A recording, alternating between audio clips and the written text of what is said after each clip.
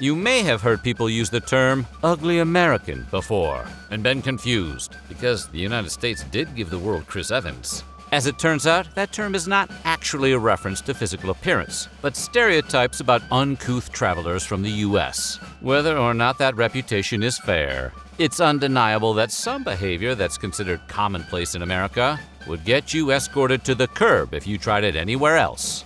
So, today we are looking at American habits and phrases that are considered rude in other countries. But before we begin, make sure to subscribe to the Weird History channel.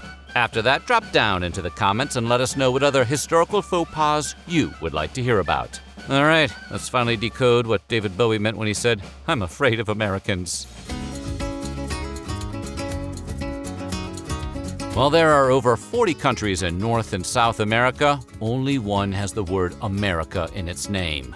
And people from the United States of America have been referred to as Americans the world over, both officially and unofficially, since the nation's birth. And technically before that, since the 1500s, as colonists were called Americans. But some think that now, calling a U.S. citizen an American is rude, because other people live on a continent that has America in its name. Presumably, these geographic jingoists refer to Americans as USAians, or Mexican-Canadian in-betweeners. In any event, Australians, watch out. Apparently you're rude too.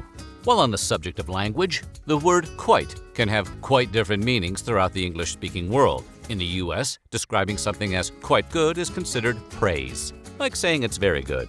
But in the UK, quite has the opposite meaning. It's a negative modifier. There, saying something was quite good means it was just barely good enough. And that is quite confusing. There are also some subjects that Americans discuss freely but are considered taboo in other countries. In the Netherlands, it's considered rude to ask someone what they do for a living.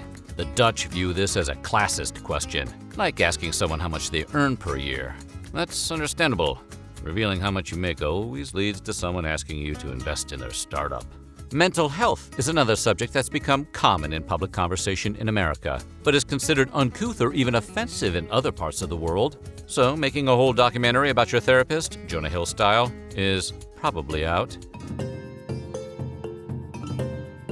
Americans love to tell jokes, laugh, and make other people laugh. But while people in the US appreciate a good guffaw, laughing with your mouth open, in fact displaying your open mouth publicly in any context, is considered very rude in Japan. This is the origin of the stereotypical image of Japanese people, particularly women and girls, covering their mouths whenever they laugh or giggle. You are never supposed to see teeth. Teeth are private. This taboo has also impacted how the Japanese approach meals and snacks. In the US, eating on the street, in buses or public transportation, or while piloting a personal watercraft is considered perfectly acceptable. In Japan, however, eating food anywhere other than a restaurant or a private home is considered weird and impolite, probably at least in part because of the strong risk that other people will see your open mouth and teeth. World travelers from the US should also exercise extreme caution when complaining at a restaurant. In the States, there's a belief that the customer is always right, so sending back food is part of the restaurant experience. But in many European countries, it's considered bad manners to even vocally complain about the food you've been served, let alone sending it back to the kitchen and requesting a new plate. In the British version of The Bear, they all just politely compliment each other's dishes. Every episode is 9 seconds long. In some countries, politeness goes for condiments as well. While in the US and the UK, it's acceptable to ask for a little ketchup or Worcestershire sauce or what have you on the side. In countries like France, Italy, Spain, and Japan, these requests are viewed as an unspoken signal that the diner is unhappy with their meal, or even worse, that the patron believes they know more than the chef. A rule of thumb for the tourist who wants to blend in: if a condiment isn't already offered on the table, don't ask for a fresh bottle. But no one can stop you if you sneak a little mustard packet on your shepherd's pie. While shaking hands as a friendly greeting dates back to the ancient world, it's primarily a Western practice. Many modern Asian cultures have now adopted handshaking, particularly when engaging with people from the West. But it's not always identical in practice. In China and many other Asian countries, for example, a handshake is accompanied by a small bow. And while Americans may greet people one at a time in any order, the Chinese customarily do greetings by age, starting with the oldest person in the area first. But that age before beauty joke kills when you're shaking hands in China. In South Korea, the oldest person in the room typically begins the handshaking process. There, it's also considered a bit rude to keep your free hand in your pocket during a shake.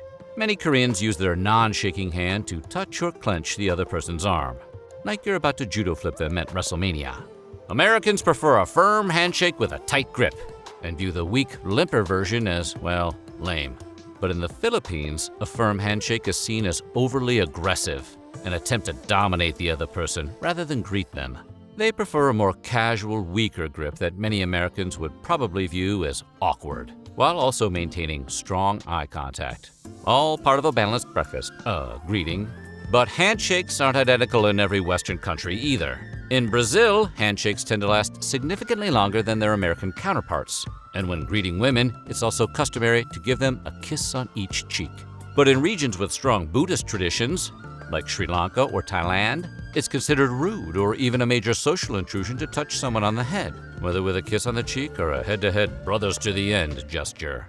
The head is considered the most sacred part of the body in many Buddhist cultures. Making any kind of contact, even something light and casual like patting a child on the head, a definite no-no. So if you want to compliment a kid, a professional but warm email will have to do. In the US, crossing your fingers can mean a few different things. If you do it behind your back, that means you're misleading the person that you're talking to. But if you cross your fingers as a public gesture in front of others, it's usually interpreted as a sign of good luck, a hope for a certain outcome. Or you're pretending your fingers are spooning, which is cute, or that they're trying to body slam each other, which is also cute. But in Vietnam, this same gesture has a very, very different meaning. There, crossing your fingers is a very rude and disrespectful gesture, sometimes taken as a reference to a woman's reproductive organs. Showing crossed fingers to a stranger in Vietnam is actually a pretty reliable way to start a fight, just as putting up your middle finger to someone in the US would be a show of aggression. Interestingly, in Vietnam, raised middle fingers aren't seen as offensive at all, and they're used frequently in everyday counting to signify the number 1. So make sure you don't get those two mixed up depending on what country you're in. Another hand gesture with variable meanings around the world is the double raised fingers. While Americans use this as a peace sign, friendly greeting, or just to mean that all is well, in many other English-speaking countries, including the UK, Ireland, New Zealand, and Australia, it's a rude gesture, roughly akin to the American middle finger. However, for the most part, decades of friendly relations and international intermingling have smoothed out this confusion. And if people in England know you're an American, they'll take your peace sign in stride. But it's still probably advisable to leave that one at home. By the way, the flipped version of the peace sign, raising two fingers with your knuckle out facing the other person, is even ruder in the UK than the classic American peace sign. Unless you're trying to throw hands with some football hooligans, definitely do not do that one. The A-OK sign, making a circle with the thumb and index finger, is another innocuous American hand gesture which can easily be misinterpreted in other countries. In France, making a circle with your fingers indicates a 0 and means something is worthless. In Turkey, it's an offensive gesture that serves as a slur against gay people and lesbians. And in many other countries, it means, something that rhymes with gas pole. So once you've put Lady Liberty in your rearview mirror, it's best to avoid doing the A-OK sign altogether. Finally, in the US, people don't make it a habit to show the bottom of their feet to others. But if it happens, it's not a big deal. Going to the beach or a public pool, hanging out at a hippie's house, or entering an underground kickboxing tournament essentially guarantees that you're going to see feet at some point. And anyone sitting cross-legged while wearing sandals is in danger of revealing their souls to the room. But in many Middle Eastern countries, it's considered extremely rude to show other people the bottoms of your feet, whether or not you're wearing shoes at the time. The feet, the thinking goes, are the lowest part of the human body and spend all day touching the ground. Why would you be presenting them for others to inspect? The podiatrist must be really bored over there.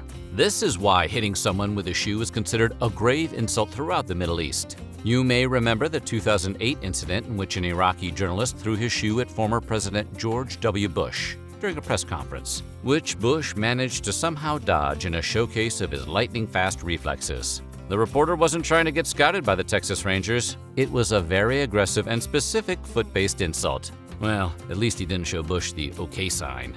So what do you think? Have you ever gotten into hot water for accidentally doing something rude?